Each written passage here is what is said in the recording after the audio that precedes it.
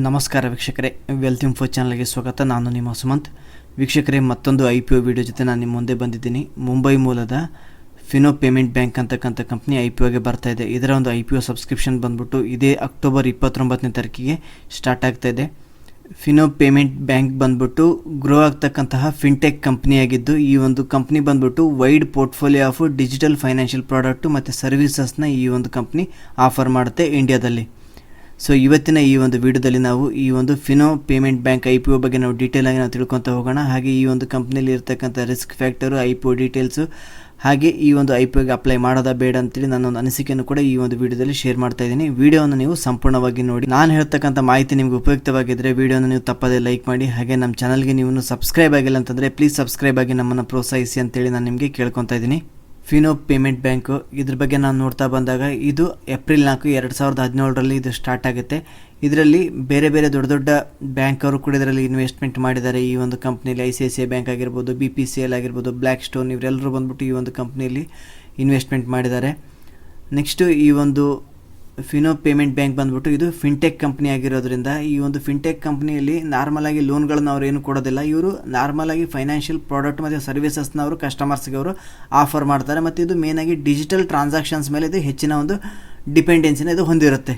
So ಇದು asset light business ಮಾಡೆಲ್ನ ಈ ಒಂದು ಬ್ಯಾಂಕ್ ಫಾಲೋ ಮಾಡುತ್ತೆ. ಅಂತಂದರೆ ಇಲ್ಲಿ ಹೆಚ್ಚಿನ ಒಂದು ಬ್ರ್ಯಾಂಚ್ಗಳಿರೋದಿಲ್ಲ. ಇವರೇನು ಮಾಡ್ತಾರೆ ಅಂತಂದರೆ ಇವರು ಮರ್ಚೆಂಟ್ಗಳ ಮೂಲಕ ಕಸ್ಟಮರ್ಸ್ಗೆ ಬ್ಯಾಂಕಿಂಗ್ ಸರ್ವಿಸಸ್ನ ಅವರು ಪ್ರೊವೈಡ್ ಮಾಡ್ತಾರೆ.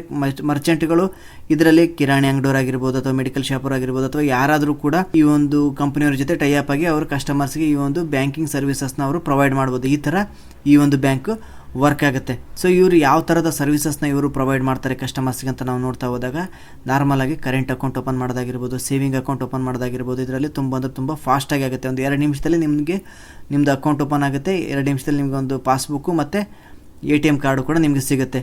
ಸೊ ಇವರು ಇನ್ಸೂರೆನ್ಸ್ ಆಫ್ ಡೆಬಿಟ್ ಕಾರ್ಡು ಮತ್ತು ಅದರ ರಿಲೇಟೆಡ್ ಟ್ರಾನ್ಸಾಕ್ಷನ್ಸ್ನು ಕೂಡ ಇವರು ಪ್ರೊವೈಡ್ ಮಾಡ್ತಾರೆ. ಮತ್ತು ನೀವೇನಾದರೂ ಇವಾಗ ದುಡ್ಡು ಟ್ರಾನ್ಸ್ಫರ್ ಮಾಡಬೇಕಂತ ಮಾಡ್ಕೊಂಡಿದ್ರು ಕೂಡ ನೀವು ಇವ್ರ ಮೂಲಕ ಟ್ರಾನ್ಸ್ಫರ್ ಮಾಡ್ಬೋದು ಯಾರಿಗೆ ಬೇಕಾದರೂ.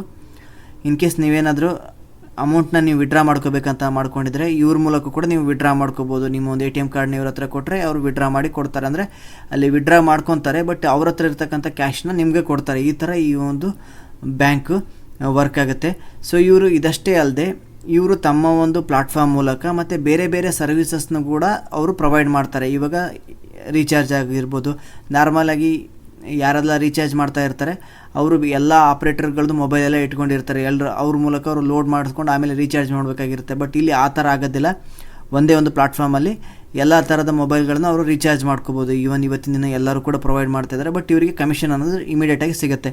ನೆಕ್ಸ್ಟು ಊರಲ್ಲಿ ಇರ್ತೀರ ಭಾಳ ಜನ, ನಮಗೆ ಅಲ್ಲಿ ATM ಇರೋದಿಲ್ಲ. ಸೊ ನೀವೇನು ಮಾಡ್ಬೋದು, ಇಲ್ಲಿ ಇರ್ತಕ್ಕಂತಹ ಫಿನೋ ಪೇಮೆಂಟ್ ಬ್ಯಾಂಕ್ ಮರ್ಚೆಂಟ್ ಯಾರಿದ್ದಾರೆ ಅವ್ರ ಹತ್ರ ಹೋಗಿ ನೀವು ಕ್ಯಾಶ್ನ ನೀವು ವಿಡ್ರಾ ಮಾಡ್ಕೋಬೋದು. ಬಟ್ ನಾನು ಕೇಳಿರೋ ಪ್ರಕಾರ ನಾನು ಒಬ್ಬರ ಹತ್ರ ಎನ್ಕ್ವೈರಿ ಮಾಡಿದೆ. ಅವ್ರು ಹೇಳಿದ್ರು ಒಬ್ಬರಿಗೆ 10,000 ರೂಪೀಸ್ವರೆಗೂ ಮಾತ್ರ ಲಿಮಿಟೆಡ್ ಇದೆ 1 ಡೇಗೆ ಅಂತೇಳಿ. ಸೊ ಅದೇ ಥರ ಈ ಒಂದು ಕಂಪ್ನಿ ಗೋಲ್ಡ್ ಲೋನ್ ಪ್ರೊವೈಡ್ ಮಾಡೋದಾಗಿರ್ಬೋದು, ಈ ಥರ ಬೇರೆ ಬೇರೆ ಒಂದು ಪ್ರಾಡಕ್ಟ್ಗಳನ್ನ ಅವರು ಇವರ ಒಂದು ಮರ್ಚೆಂಟ್ಗಳ ಮೂಲಕ ಕಸ್ಟಮರ್ಸ್ಗೆ ಅವರು ಪ್ರೊವೈಡ್ ಮಾಡ್ತಾರೆ. ಮತ್ತು ಈಗ ಬೇರೆ ಥರ್ಡ್ ಪಾರ್ಟಿದವರೆಲ್ಲ ಸೆಲ್ ಮಾಡಿದಾಗ ಅವರಿಂದ ಸ್ವಲ್ಪ ಕಮಿಷನ್ನ ತೊಗೊತಾರೆ. ಈ ಥರ ಈ ಒಂದು ಬ್ಯಾಂಕು ವರ್ಕ್ ಆಗುತ್ತೆ. ಹೆಚ್ಚೆಚ್ಚು ಟ್ರಾನ್ಸಾಕ್ಷನ್ಸು, ಹೆಚ್ಚೆಚ್ಚು ಥರ್ಡ್ ಪಾರ್ಟಿ ಪ್ರಾಡಕ್ಟ್ಗಳು ಮತ್ತು ಹೆಚ್ಚೆಚ್ಚು ಸರ್ವಿಸಸ್ನ ಇವರು ಪ್ರೊವೈಡ್ ಮಾಡ್ದಂಗೆಲ್ಲ ಈ ಒಂದು ಬ್ಯಾಂಕಿಗೆ ಒಂದು ಅನುಕೂಲ ಆಗುತ್ತೆ ಅಂತೇಳಿ ಹೇಳ್ಬೋದು. ನೆಕ್ಸ್ಟು ಇಂಡಿಯಾದಲ್ಲಿ ಈ ಥರ ಪೇಮೆಂಟ್ ಬ್ಯಾಂಕ್ ಪ್ರೊವೈಡ್ ಮಾಡ್ತಕ್ಕಂಥ ಕಂಪ್ನಿಗಳನ್ನ ನಾವು ನೋಡ್ತಾ ಹೋದಾಗ ಪೇಟಿಎಮ್ ಪೇಮೆಂಟ್ ಬ್ಯಾಂಕ್ ಆಗಿರ್ಬೋದು, ಇಂಡಿಯನ್ ಪೋಸ್ಟ್ ಪೇಮೆಂಟ್ ಬ್ಯಾಂಕ್ ಆಗಿರ್ಬೋದು, Airtel payment bank, Fino payment bank, Jio payment banks ಮತ್ತು NSDL ಪೇಮೆಂಟ್ ಬ್ಯಾಂಕ್, ಟೋಟಲ್ ಆಗಿ ಒಂದು 6 ಕಂಪ್ನಿಗಳಿಗೆ ಮಾತ್ರ ಇವತ್ತಿನ ದಿನ ಈ ಒಂದು ಪರ್ಮಿಷನ್ ಸಿಕ್ಕಿದೆ. ಇವರು ಮೇನಾಗಿ ಇವತ್ತಿನ ದಿನ ರೂರಲ್ ಇಂಡಿಯಾನ ಅವರು ಫೋಕಸ್ ಮಾಡ್ತಿದ್ದಾರೆ. ಮೇನಾಗಿ ರೂರಲ್ ಇಂಡಿಯಾದಲ್ಲಿ ಒಂದು ಡಿಜಿಟಲ್ ಟೆಕ್ನಾಲಜಿನ ಗ್ರೋ ಮಾಡೋದಾಗಿರ್ಬೋದು, ಮತ್ತು ಅಲ್ಲಿನ ಜನಕ್ಕೆ ಈ ಒಂದು ಟ್ರಾನ್ಸಾಕ್ಷನ್ಸ್ನ ಅವರು ಪ್ರೊವೈಡ್ ಮಾಡೋದಾಗಿರ್ಬೋದು, ಈ ಥರ ಒಂದು ಬ್ಯಾಂಕಿಂಗ್ ಫೆಸಿಲಿಟೀಸ್ನ ಈ ಒಂದು ಪೇಮೆಂಟ್ ಬ್ಯಾಂಕ್ಗಳು ಪ್ರೊವೈಡ್ ಮಾಡ್ತಿದ್ದಾವೆ. ಇದು ಒಂದು ರೀತಿಯಲ್ಲಿ ಬ್ಯಾಂಕಿಂಗ್ ಸಿಸ್ಟಮ್ನ, ಇವಾಗೇನು ಎಕ್ಸಿಸ್ಟಿಂಗ್ ಬ್ಯಾಂಕಿಂಗ್ ಸಿಸ್ಟಮ್ ಏನಿದೆಯಲ್ಲ ಅದನ್ನು ಇದು ಡಿಸ್ಟರ್ಬೆನ್ಸ್ ಮಾಡುತ್ತೆ ಅಂತೇಳಿ ಹೇಳಲಾಗ್ತಾ ಇದೆ. ಇದು ಮುಂಬರುವ ದಿನಗಳಲ್ಲಿ ಯಾವ ಥರ ಅದು ಬೆಳವಣಿಗೆ ಆಗುತ್ತೆ ಮತ್ತು ನಾರ್ಮಲ್ ಬ್ಯಾಂಕ್ಗಳಿಗೆ ಇದು ಯಾವ ಥರ ಡಿಸ್ಟರ್ಬ್ ಮಾಡುತ್ತೆ ಅಂತೇಳಿ ನಾವು ನೋಡಬೇಕಾಗತ್ತೆ. ಸೊ ಇವತ್ತಿನ ದಿನ ಫಿನೋ ಪೇಮೆಂಟ್ ಬ್ಯಾಂಕ್ IPOಗೆ ಬಂದಿದೆ. ಈ ಒಂದು ವಿಡಿಯೋದಲ್ಲಿ ನಾವು ಈ ಒಂದು ಕಂಪನಿಯ IPO ಡೀಟೇಲ್ಸ್ನ ನಾವು ನೋಡ್ತಾ ಹೋಗೋಣ. ಈ ಒಂದು IPO ನಾವು ನೋಡ್ತಾ ಹೋದಾಗ ಇದರಲ್ಲಿ ಆಫರ್ ಫಾರ್ ಸೇಲ್ ಹೆಚ್ಚಿದೆ ಮತ್ತು ಫ್ರೆಶ್ ಇಶ್ಯೂ ಬಂದ್ಬಿಟ್ಟು 300 crores ಇದೆ. ಇದು ಕಂಪ್ನಿ ಹೋಗುತ್ತೆ. ಆಫರ್ ಫಾರ್ ಸೇಲ್ ಪ್ರಮೋಟರ್ಸು ಈ ಒಂದು ಕಂಪ್ನಿನ ಮಾರ್ಕೆಟಲ್ಲಿ ಲಿಸ್ಟ್ ಮಾಡೋ ಮೂಲಕ ತಮ್ಮ ಒಂದು ಸ್ಟೇಕ್ನವರು ಸೇಲ್ ಮಾಡ್ತಿದ್ದಾರೆ. ಈ ಒಂದು Fino payment bank IPO details ನಾವು ನೋಡ್ತಾ ಬಂದಾಗ ಈ ಒಂದು IPO ಬಂದ್ಬಿಟ್ಟು ಅಕ್ಟೋಬರ್ 29ನೇ ತಾರೀಕಿಗೆ ಸ್ಟಾರ್ಟ್ ಆಗುತ್ತೆ. ನವಂಬರ್ 2ನೇ ತಾರೀಕಿಗೆ ಈ ಒಂದು IPO ಕ್ಲೋಸ್ ಆಗುತ್ತೆ. ಫೇಸ್ ವ್ಯಾಲ್ಯೂ 10 ರೂಪೀಸಲ್ಲಿ ಇವರು ಬರ್ತಿದ್ದಾರೆ.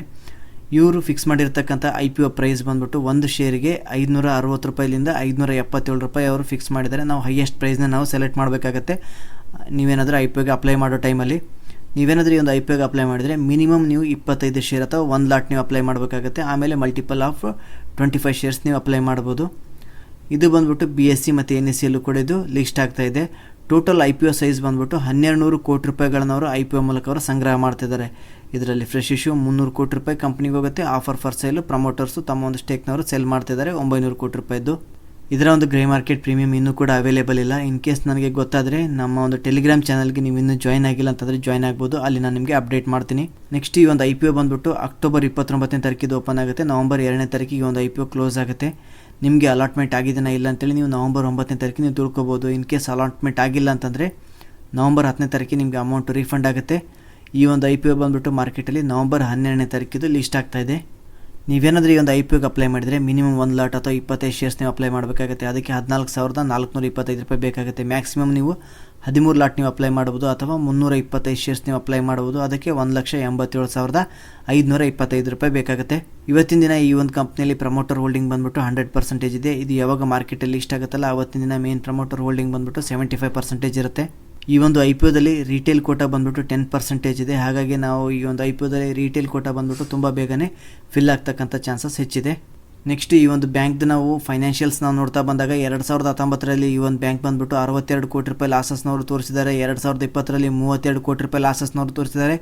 2021ರಲ್ಲಿ ಈ ಒಂದು ಬ್ಯಾಂಕ್ ಬಂದ್ಬಿಟ್ಟು 20 ಕೋಟಿ ರೂಪಾಯಿ ಲಾಭನವರು ತೋರಿಸಿದಂದರೆ 2021ಕ್ಕಿಂತ ಮುಂಚೆ ಈ ಒಂದು ಬ್ಯಾಂಕ್ ಬಂದ್ಬಿಟ್ಟು ಲಾಸ್ ಮೇಕಿಂಗ್ ಬ್ಯಾಂಕ್ ಆಗಿದ್ದು 2021ರಲ್ಲಿ ಇದು ಪ್ರಾಫಿಟ್ ಮೇಕಿಂಗ್ ಬ್ಯಾಂಕ್ ಆಗಿ ಕನ್ವರ್ಟ್ ಆಗಿದೆ ಅಂತೇಳಿ ನೀವು ಇದರಲ್ಲಿ ಗಮನಿಸ್ಬೋದು. ನೆಕ್ಸ್ಟ್ ಈ ಒಂದು ಬ್ಯಾಂಕ್ದು ಕಾಂಪಿಟೇಟಿವ್ ಸ್ಟ್ರೆಂತ್ ನಾವು ನೋಡ್ತಾ ಬಂದಾಗ ಇದು ಬಂದ್ಬಿಟ್ಟು ಯುನಿಕ್ಯೂ DTP ನೆಟ್ವರ್ಕ್ನ ಈ ಒಂದು ಕಂಪ್ನಿ ಹೊಂದಿದೆ. DTP ಅಂತಂದರೆ ಡಿಸ್ಟ್ರಿಬ್ಯೂಷನ್ ಟೆಕ್ನಾಲಜಿ ಮತ್ತು ಪಾರ್ಟ್ನರ್ಶಿಪ್ ನೆಟ್ವರ್ಕ್ನ ಈ ಒಂದು ಕಂಪ್ನಿ ಹೊಂದಿದ್ದು ಇದು ಈ ಒಂದು ಕಸ್ಟಮರ್ಸ್ಗೆ ಬೆಟರ್ ಸರ್ವಿಸ್ ಪ್ರೊವೈಡ್ ಮಾಡೋದಕ್ಕೆ ಅದು ಹೆಲ್ಪ್ ಆಗುತ್ತೆ. ಈ ಒಂದು ಕಂಪ್ನಿ ಬಂದ್ಬಿಟ್ಟು ಮೇನಾಗಿ ಇವರು ಟೆಕ್ನಾಲಜಿ ಡೆವಲಪ್ಮೆಂಟಲ್ಲಿ ಅವರು ಹೆಚ್ಚಿನ ಒಂದು ಫೋಕಸ್ ಮಾಡ್ತಾ ಇದ್ದಾರೆ ಮತ್ತು ಇನ್ಹೌಸ್ ಟೆಕ್ನಾಲಜಿಕಲ್ ಎಕ್ಸ್ಪರ್ಟೈಸ್ ಕೂಡ ಈ ಒಂದು ಕಂಪ್ನಿಯಲ್ಲಿದೆ. ಒಂದು ಕಸ್ಟಮರ್ ಸೆಂಟ್ರಿಕ್ ಮತ್ತು ಇನ್ನೋವೇಟಿವ್ ಬಿಸ್ನೆಸ್ ಮಾಡ್ಯೂಲ್ನ ಈ ಒಂದು ಕಂಪ್ನಿ ಅಥವಾ ಈ ಒಂದು ಬ್ಯಾಂಕ್ ಹೊಂದಿದೆ. ಒಂದು ಎಕ್ಸ್ಪೀರಿಯನ್ಸ್ಡ್ ಪ್ರಮೋಟರ್ಸ್ ಮತ್ತು ಮ್ಯಾನೇಜ್ಮೆಂಟ್ ಟೀಮ್ ಈ ಒಂದು ಬ್ಯಾಂಕಲ್ಲಿದೆ. ನೆಕ್ಸ್ಟ್ ಈ ಒಂದು ಬ್ಯಾಂಕಲ್ಲಿ ಅಥವಾ ಈ ಒಂದು ಕಂಪ್ನಿಯಲ್ಲಿ ಇರ್ತಕ್ಕಂಥ ರಿಸ್ಕ್ ಫ್ಯಾಕ್ಟರ್ಸ್ಗಳನ್ನು ನಾವು ಒಂದೊಂದಾಗಿ ನಾವು ಸ್ಟಡಿ ಮಾಡ್ತಾ ಬರೋಣ. ಮೊದಲನೇದಾಗಿ ಈ ಒಂದು ಬ್ಯಾಂಕ್ ಬಂದ್ಬಿಟ್ಟು ಇವರು ಪೇಮೆಂಟ್ ಸರ್ವಿಸಸ್ನ ಇವರು ಪ್ರೊವೈಡ್ ಮಾಡ್ತಾ ಇರೋದ್ರಿಂದ ಇವರು ಅದಕ್ಕೆ ಫೀಸ್ ಮತ್ತು ಕಮಿಷನ್ಸ್ನು ಕೂಡ ಅವರು ತೊಗೊತಾರೆ ಪ್ರತಿಯೊಂದು ಆ್ಯಕ್ಟಿವಿಟೀಸ್ ಮೇಲೆ. ಹಾಗಾಗಿ ಈ ಒಂದು ಕಂಪ್ನಿಗೆ ಆದಾಯ ಅನ್ನೋದು ಹೆಚ್ಚು ಬರ್ತಾ ಹೋಗುತ್ತೆ. ಯಾವ ಥರ ಇನ್ಕಮ್ ಬರುತ್ತೆ ಅನ್ನೋದ್ರ ಮೇಲೆ ಈ ಒಂದು ಕಮಿಷನ್ ಅನ್ನೋದು ಡಿಪೆಂಡ್ ಆಗಿರುತ್ತೆ. ಇನ್ ಕೇಸ್ ಇನ್ಕಮ್ ಅನ್ನೋದು ಹೆಚ್ಚು ಬಂದಿಲ್ಲ ಅಂತಂದರೆ ಅದು ಕೂಡ ಈ ಒಂದು ಬಿಸ್ನೆಸ್ ಮೇಲೆ ಪ್ರಭಾವ ಬೀರ್ತಕ್ಕಂಥ ಸಾಧ್ಯತೆ ಹೆಚ್ಚಿರುತ್ತೆ. ನೆಕ್ಸ್ಟು ಈ ಒಂದು ಫಿನೋ ಪೇಮೆಂಟ್ ಬ್ಯಾಂಕ್ ಬಂದ್ಬಿಟ್ಟು ರೀಸೆಂಟಾಗಿ ಸ್ಟಾರ್ಟ್ ಆಗಿರೋದ್ರಿಂದ 2017ರಲ್ಲಿ ಇದು ಓಪನ್ ಆಗಿರೋದ್ರಿಂದ ಈ ಒಂದು ಬ್ಯಾಂಕಿಗೆ ಅಂಥ ಒಂದು ಹಿಸ್ಟ್ರಿ ಅನ್ನೋದಿಲ್ಲ ಈ ಒಂದು ಪೇಮೆಂಟ್ ಬ್ಯಾಂಕಿಂಗ್ ರಿಲೇಟೆಡ್. ಇದರ ಒಂದು ಬೇಸಿಸ್ ಮೇಲೆ ಮುಂಬರೋ ದಿನಗಳಲ್ಲಿ ಇದು ಯಾವ ಥರ ಪರ್ಫಾರ್ಮ್ ಮಾಡುತ್ತೆ ಅನ್ನೋದನ್ನು ಕೂಡ ಯಾರು ಕೂಡ ಪ್ರಿಡಿಕ್ಟ್ ಮಾಡೋದಕ್ಕೆ ಆಗೋದಿಲ್ಲ ಅಂತೇಳಿ ಹೇಳಲಾಗ್ತಾ ಇದೆ. ನೆಕ್ಸ್ಟು ಇದರಲ್ಲಿ ಸೈಬರ್ ಅಟ್ಯಾಕಿಂಗ್ ಚಾನ್ಸಸ್ ಕೂಡ ಇದ್ದು ಅದು ಏನಾದರೂ ಆದರೆ ಅದು ಈಗಿನ ಒಂದು ಸರ್ವಿಸಸ್ನು ಕೂಡ ಡಿಸ್ಟರ್ಬ್ ಮಾಡ್ತಕ್ಕಂಥ ಸಾಧ್ಯತೆ ಹೆಚ್ಚಿರುತ್ತೆ. ಇವತ್ತಿನ ದಿನ ಇವರೇನು ಆಪ್ರೇಟ್ ಮಾಡ್ತಿದ್ದಾರೆ ತಮ್ಮ ಒಂದು ಬಿಸ್ನೆಸ್ನ ಮೇನಾಗಿ ಇವತ್ತಿನ ದಿನ ಇವರಿಗೆ ದುಡ್ಡು ಬರ್ತಾ ಇರೋದು ಹೆಚ್ಚಿನ ಒಂದು ಬಿಸ್ನೆಸ್ ಆಗ್ತಾ ಇರೋದು UP, ಬಿಹಾರ್ ಮತ್ತು ಮಧ್ಯಪ್ರದೇಶದಲ್ಲಿ. ಇನ್ ಕೇಸ್ ಅಲ್ಲೇನಾದರೂ ಒಂದು ಅಡ್ವರ್ಸ್ ಚೇಂಜಸ್ ಏನೇ ಆದರೂ ಕೂಡ ಅದು ಕೂಡ ಈ ಒಂದು ಬ್ಯಾಂಕಿಂಗ್ ಮೇಲೆ ಪ್ರಭಾವ ಬೀರ್ತಕ್ಕಂಥ ಸಾಧ್ಯತೆ ಹೆಚ್ಚಿರುತ್ತೆ. ನೆಕ್ಸ್ಟ್ ಈ ಒಂದು ಪೇಮೆಂಟ್ ಬ್ಯಾಂಕ್ ಬಂದ್ಬಿಟ್ಟು ಹೊಸ ಪ್ರಾಡಕ್ಟ್ಗಳನ್ನು ಮತ್ತು ಸರ್ವಿಸಸ್ನ ಅವರು ಆಫರ್ ಮಾಡ್ತಾ ಇರ್ತಾರೆ. ಅದರಿಂದ ಈ ಒಂದು ಬ್ಯಾಂಕಿಗೆ ಒಂದು ಕಮಿಷನ್ ಅಥವಾ ಫೀಸ್ ಅನ್ನೋದು ಜನ್ರೇಟ್ ಆಗುತ್ತಾ ಇಲ್ಲ ಅನ್ನೋದು ಕೂಡ ನಾವು ಗಮನಿಸಬೇಕಾಗತ್ತೆ. ಇವೆಲ್ಲ ಬಂದ್ಬಿಟ್ಟು ಈ ಒಂದು ಬ್ಯಾಂಕಲ್ಲಿ ಇರ್ತಕ್ಕಂಥ ರಿಸ್ಕ್ ಅಂತಲೇ ಹೇಳ್ಬೋದು. ನೆಕ್ಸ್ಟ್ ಬರುತ್ತೆ ಇವತ್ತಿನ ದಿನ ನಾವು ಈ ಒಂದು ಫಿನೋ ಪೇಮೆಂಟ್ ಬ್ಯಾಂಕ್ದು IPO ವ್ಯಾಲ್ಯೂಷನ್ ನಾವು ನೋಡ್ತಾ ಬಂದಾಗ ಇವತ್ತಿನ ದಿನ ಇವ್ರು ಬಂದಿರತಕ್ಕಂಥ ಪ್ರೈಸ್ ಬ್ಯಾಂಡ್ ಬಂದ್ಬಿಟ್ಟು 560 ರೂಪಾಯಿದಿಂದ 577 ರೂಪಾಯಿದಲ್ಲಿ ಇವರು ಬಂದಿದ್ದಾರೆ. ಲಾಸ್ಟ್ ಒಂದು 3 ಇಯರ್ಸ್ ಇವರ ಒಂದು ಅರ್ನಿಂಗ್ ಪರ್ ಶೇರ್ ಬಂದ್ಬಿಟ್ಟು ನೆಗೆಟಿವಲ್ಲಿದೆ. ಹಾಗಾಗಿ ನಾವು ಇದರ ಮೇಲೆ P-ನ ನಾವು ಕಂಡುಹಿಡೋದಕ್ಕಾಗೋದಿಲ್ಲ. ಫೈನಾನ್ಷಿಯಲ್ ಇಯರ್ 2021 ಪ್ರಕಾರ ಇವರ ಒಂದು ಅರ್ನಿಂಗ್ ಪರ್ ಶೇರ್ ಬಂದ್ಬಿಟ್ಟು 2.62 ಇದೆ. ಇದ್ರ ಪ್ರಕಾರ P ರೇಷಿಯೋ ಬಂದ್ಬಿಟ್ಟು 220x ಆಗುತ್ತೆ. ಇದೇ ಒಂದು ಫಸ್ಟ್ ಕಂಪ್ನಿ ಈ ಒಂದು ಫಿನ್ಟೆಕ್ ಕಂಪ್ನಿ ಅಥವಾ ಪೇಮೆಂಟ್ ಬ್ಯಾಂಕ್ ಇವತ್ತಿನ ದಿನ ಮಾರ್ಕೆಟಲ್ಲಿ ಲಿಸ್ಟ್ ಆಗ್ತಾ ಇರೋದ್ರಿಂದ ನಾವು ಇದನ್ನು ಬೇರೆ ಒಂದು ಕಂಪ್ನಿ ಜೊತೆ ನಾವು ಕಂಪೇರ್ ಮಾಡೋದಕ್ಕೆ ಆಗೋದಿಲ್ಲ. ಇವತ್ತಿನ ದಿನ ಪ್ರೈವೇಟ್ ಬ್ಯಾಂಕ್ದು ನಾವು P ರೇಷಿಯೋ ನಾವು ನೋಡ್ತಾ ಬಂದಾಗ ಅವು ಬಂದ್ಬಿಟ್ಟು PF 5 to 50 ರೇಂಜಲ್ಲಿ ಇವತ್ತಿನ ದಿನ ಪ್ರೈವೇಟ್ ಬ್ಯಾಂಕ್ ಇದ್ದಾವೆ. ಪಬ್ಲಿಕ್ ಸೆಕ್ಟರ್ ಬ್ಯಾಂಕ್ ಬಂದ್ಬಿಟ್ಟು PF 6x to 71ನಲ್ಲಿ ಇವತ್ತಿನ ದಿನ ಪಬ್ಲಿಕ್ ಸೆಕ್ಟರ್ ಬ್ಯಾಂಕ್ಗಳು ಟ್ರೇಡ್ ಆಗ್ತಿದ್ದಾವೆ. ಇವೆಲ್ಲವನ್ನು ನಾವು ಕನ್ಸಿಡರ್ ಮಾಡಿಕೊಂಡು ಇವತ್ತಿನ ದಿನ ಇವ್ರು ಬಂದಿರತಕ್ಕಂಥ P ಬಂದ್ಬಿಟ್ಟು 220 ಏನಿದೆಯಲ್ಲ ಅದು ಹೈ ಪ್ರೈಸಲ್ಲೇ ಇವತ್ತಿನ ದಿನ ಅವರು ಬಂದಿದ್ದಾರೆ ಅಂತೇಳಿ ಮಾರ್ಕೆಟಿಗೆ ಹೇಳ್ಬೋದು. ಸೊ ನೆಕ್ಸ್ಟ್ ವೀಕ್ಷಕರೇ, ಕೊನೆಯದಾಗಿ ಈ ಒಂದು IPO ಬಗ್ಗೆ ನನ್ನ ಒಂದು ಅನಿಸಿಕೆ ಮತ್ತು ಅಭಿಪ್ರಾಯವನ್ನು ಕೂಡ ನಾನು ನಿಮಗೆ ಶೇರ್ ಮಾಡ್ತಾ ಇದ್ದೀನಿ. ನೆಕ್ಸ್ಟ್ ಬರುತ್ತೆ, ಈ ಒಂದು IPOದಲ್ಲಿ ನಾವು ಇನ್ವೆಸ್ಟ್ಮೆಂಟ್ ಮಾಡೋದಾ ಅಥವಾ ಬೇಡ ಅಂತ ಬಂದಾಗ ನಾವು ಈ ಒಂದು ಫಿನೋ ಪೇಮೆಂಟ್ಸ್ ಬಗ್ಗೆ ನಾವು ನೋಡ್ತಾ ಬಂದಾಗ, ಸೊ ಇದು ಇವತ್ತಿನ ದಿನ ಗ್ರೋ ಆಗ್ತಕ್ಕಂಥ ಫಿನ್ಟೆಕ್ ಕಂಪ್ನಿಗಳಲ್ಲಿ ಇದು ಕೂಡ ಒಂದು wide portfolio of digital financial product ಮತ್ತು ಸರ್ವಿಸಸ್ನ ಈ ಒಂದು ಕಂಪ್ನಿ ಇಂಡಿಯಾದಲ್ಲಿ ಇವತ್ತಿನ ದಿನ ಆಫರ್ ಮಾಡ್ತಾ ಇದೆ. ಸೊ ಈ ಒಂದು ಕಂಪ್ನಿ ಬಂದ್ಬಿಟ್ಟು ಯುನಿಕ್ಯೂ DTP ನೆಟ್ವರ್ಕ್ ಇದು ಹೊಂದಿದ್ದು, ಇದು ಕಸ್ಟಮರ್ಸ್ಗೆ ಒಂದು ಬೆಟರ್ ಸರ್ವಿಸಸ್ನ ಪ್ರೊವೈಡ್ ಮಾಡೋದಕ್ಕೆ ಹೆಲ್ಪ್ ಮಾಡುತ್ತೆ ಮತ್ತು ಇನ್ನೋವೇಟಿವ್ ಬಿಸ್ನೆಸ್ ಮಾಡಿಲ್ಲ ಈ ಒಂದು ಬ್ಯಾಂಕು ಹೊಂದಿದೆ. ನೆಕ್ಸ್ಟು ಈ ಒಂದು ಕಂಪ್ನಿದು ಫೈನಾನ್ಷಿಯಲ್ಸ್ ನಾವು ನೋಡ್ತಾ ಬಂದಾಗ, ಈ ಒಂದು ಕಂಪ್ನಿಗೆ ಬರ್ತಕ್ಕಂಥ ರೆವಿನ್ಯೂ ಅನ್ನೋದೊಂದು ಲಾಸ್ಟ್ 3 ಇಯರ್ಸಲ್ಲಿ ಅದು ಸಿಗ್ನಿಫಿಕೆಂಟಾಗಿ ಅದು ಗ್ರೋ ಆಗಿದೆ. ಈ ಒಂದು ಕಂಪ್ನಿ ಪ್ರಾಫಿಟಬಿಲಿಟಿಗೆ ಟರ್ನ್ ಆಗಿರೋದು ಫೈನಾನ್ಷಿಯಲ್ ಇಯರ್ 2021 ಸೊ ಇದನ್ನು ನಾವು ತುಂಬ ಗಮನಿಸಬೇಕಾಗತ್ತೆ. ಮುಂಬರುವ ವರ್ಷಗಳಲ್ಲಿ ಈ ಒಂದು ಕಂಪ್ನಿ ಇದರ ಒಂದು ಪ್ರಾಫಿಟ್ ಅನ್ನೋದು ಹಾಗೆ ಕಂಟಿನ್ಯೂ ಮಾಡುತ್ತಾ ಇಲ್ಲ ಅನ್ನೋದು ಕೂಡ ತುಂಬ ಇಂಪಾರ್ಟೆಂಟ್ ಆಗುತ್ತೆ. ನೆಕ್ಸ್ಟ್ ಇವರು ಬಂದಿರತಕ್ಕಂಥ ಇವತ್ತಿನ ದಿನ ಪ್ರೈಸ್ ಬ್ಯಾಂಡ್ ಬಂದ್ಬಿಟ್ಟು ಒಂದು ಹೈ ಪ್ರೈಸಲ್ಲಿ ಅವರು ಬರ್ತಿದ್ದಾರೆ. ಸೊ ಇವೆಲ್ಲವನ್ನು ಕನ್ಸಿಡರ್ ಮಾಡಿಕೊಂಡು ಯಾರಾದರೂ ಈ ಒಂದು IPOಗೆ ಅಪ್ಲೈ ಮಾಡಬೇಕಂತ ಮಾಡ್ಕೊಂಡಿದ್ರೆ ನೀವು ಸುಮ್ಮನೆ ಅವಾಯ್ಡ್ ಮಾಡೋದೇ ಬೆಟರ್ ಅಂತೇಳಿ ನನ್ನ ಒಂದು ಒಪಿನಿಯನ್ ಇದೆ. ಸೊ ಇದಾಗಿತ್ತು ವೀಕ್ಷಕರೇ ಇವತ್ತಿನ ಈ ಒಂದು ವಿಡಿಯೋದಲ್ಲಿ ಫಿನೋ ಪೇಮೆಂಟ್ ಬ್ಯಾಂಕ್ಸ್ ಬಗ್ಗೆ ನಾನು ಡೀಟೇಲಾಗಿ ಹೇಳ್ತಕ್ಕಂಥ ಒಂದು ಪ್ರಯತ್ನವನ್ನು ಮಾಡಿದ್ದೀನಿ. ಈ ಒಂದು ಮಾಹಿತಿ ನಿಮಗೆ ಉಪಯುಕ್ತವಾಗಿದ್ದರೆ ವಿಡಿಯೋವನ್ನು ನೀವು ತಪ್ಪದೇ ಲೈಕ್ ಮಾಡಿ, ಹಾಗೆ ನಮ್ಮ ಚಾನಲ್ಗೆ ನೀವೇನು ಸಬ್ಸ್ಕ್ರೈಬ್ ಆಗಿಲ್ಲ ಅಂತಂದರೆ ಪ್ಲೀಸ್ ಸಬ್ಸ್ಕ್ರೈಬ್ ಆಗಿ ನಮ್ಮನ್ನು ಪ್ರೋತ್ಸಾಹಿಸಿ. Thank you for watching. ಧನ್ಯವಾದಗಳು.